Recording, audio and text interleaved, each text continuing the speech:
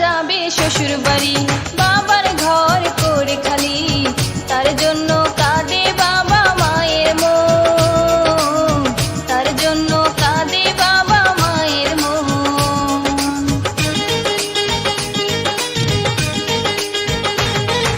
স্বপ্ন ছিল বাবা মার সামিয়া বাঁধবে সুখের ঘর, আজকে তা পূরণ হয়ে গেল রে, আজকে তা পূরণ হয়ে গেল রে।